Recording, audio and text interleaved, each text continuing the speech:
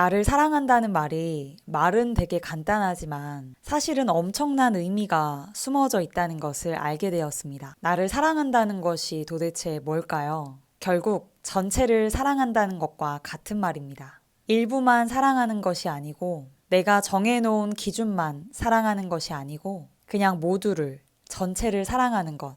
그것이 진짜 사랑의 의미입니다. 결국은 나를 용서한다는 것입니다. 그리고 경계가 허물어진다는 거예요. 우리가 죽기 전에 정말로 원하는 것이 무엇일까요? 성공일까요? 인정일까요? 능력? 지위? 명예? 내가 사람들을 얼마나 사랑하고 살았는지 그것이 중요하지 않을까요? 내 마음에 얼마나 사랑이 있었는지 그것만이 유일하게 죽기 전에 그 마음만이 유일하게 가져갈 수 있는 것일 겁니다.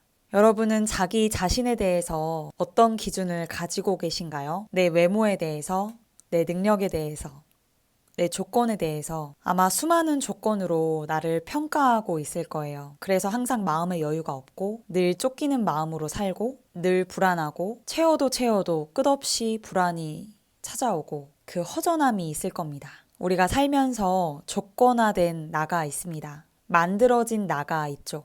나는 잘해야 돼. 완벽해야 돼.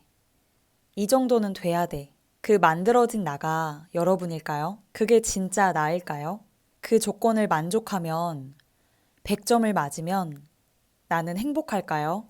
그 행복이 얼마나 오래 갈까요?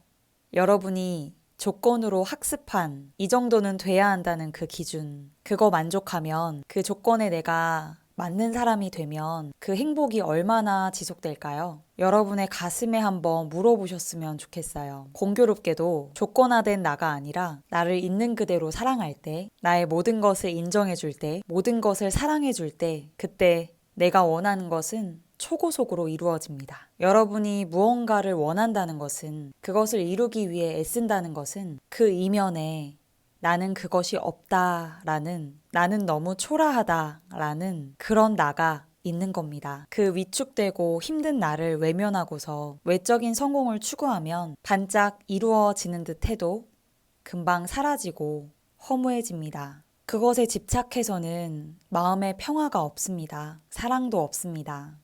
거짓 사랑입니다. 그것을 이루기 위한 억지 긍정, 억지 사랑, 억지로 사랑하는 척 하는 것입니다. 나를 2번 죽이는 겁니다. 나에게 정말 필요한 것은 치유가 아닐까요?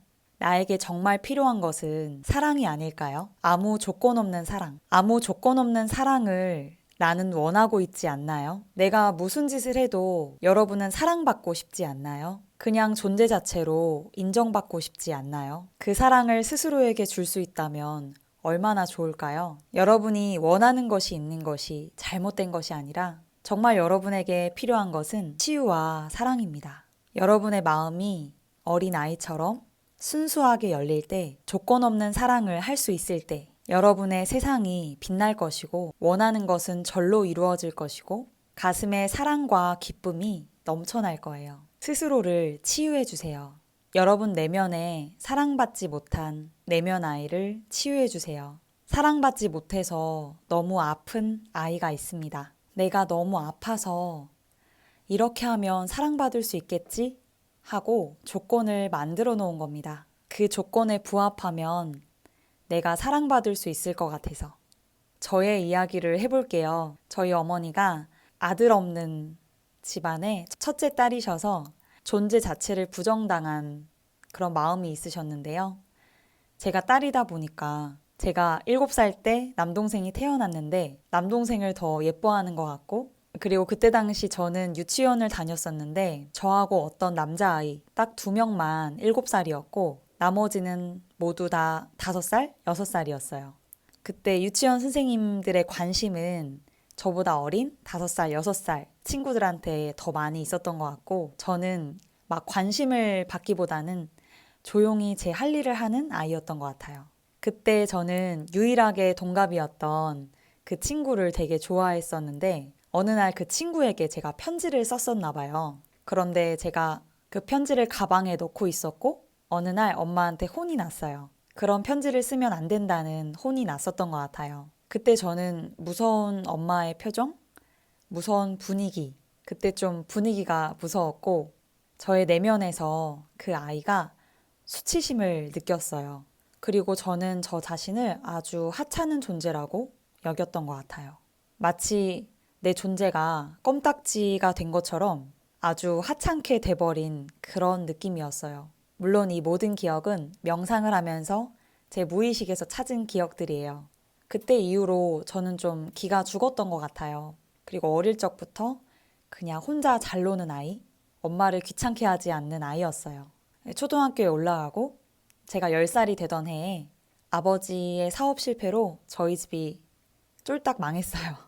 집안 분위기는 아주 살벌해졌고 궁핍해졌고 힘들어졌죠. 그때 당시에 엄마, 아빠, 할머니, 동생, 오빠, 그 사촌 오빠, 사촌 동생까지 총 8식구가 아주 좁은 집에서 살았는데요. 돈이 너무 없으니까 돈 때문에 고생하는 엄마가 너무 안쓰러웠고 어릴 때는 그렇잖아요. 이제 먹을 거를 편하게 못 먹고 나눠 먹는 것도 스트레스였고 그렇지만 내가 힘든 것보다 부모님이 힘든 게 더 먼저였기 때문에 저는 힘든 내색을 하진 않았어요. 근데 성격이 좀 예민하고 섬세해서 그런지 힘들 때마다 좀 자주 체하고 그랬던 것 같아요. 그렇게 제가 중고등학생이 될 때까지 저희 집 형편은 그렇게 나아지진 않았어요. 그런 환경에서 저는 사랑을 받았다기보다는 무관심과 외로움 속에서 살았던 것 같아요. 중고등학교 때는 친구들하고 어울리면서 그런 외로움을 해소하기도 했지만 또 집에만 돌아오면 우울하고 답답하기도 했고 그 근원적인 외로움은 해소가 되진 않더라고요. 친구들 앞에서도 집안 사정에 대해서 내색을 하지 않았었어요. 저보다 가난한 친구는 없었기에 창피했거든요. 그냥 그렇게 외로움을 갖고 삶에 대해서 많은 고민을 했던 것 같아요. 책상에 앉으면 공부를 하기보다는 그런 고민들을 많이 했었어요. 저희 엄마가 너는 어떻게 책상에 그렇게 오래 앉아 있는데 성적이 그렇게 안 나오냐고 물어볼 정도로 책상에 앉아서 고민만 했던 것 같아요.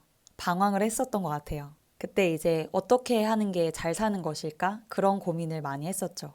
근데 아주 어렸을 적부터 내 존재에 대해서 아주 하찮게 부족하게 여기고 이제 기가 죽어 있다 보니까 나름 중학교 1학년 때 그 서점에서 보았던 여자라면 힐러리처럼이란 책이 있었는데요. 그 첫 장에 나약한 도도새 이야기가 나오는데 나약한 도도새가 저 같은 거예요. 그리고 그 나약한 모습을 극복한 힐러리의 모습을 보면서 아, 저렇게 살고 싶다. 정말 저렇게 성공하고 싶다. 나도 저렇게 능력 있고 싶다. 이런 큰 충격을 받았었던 것 같아요.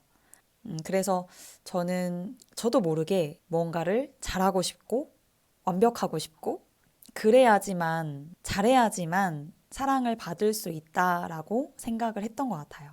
왜냐하면 집안에서도 저에게 누가 이렇게 사랑을 주지 않았기 때문에 늘 외로운 저였기 때문에 그렇게 성공하면 내가 빛나면 사람들이 나를 사랑해 주겠지? 이렇게 학습이 되었던 것 같아요. 그렇게 저를 줬거나 시켰던 것 같아요. 그래서 삶에서 늘 못할까 봐 두렵고 그런 못하는 제가 너무 싫고 그치만 또 삶에서 자신감이 없다 보니까 또 못하고 이거를 반복했었어요.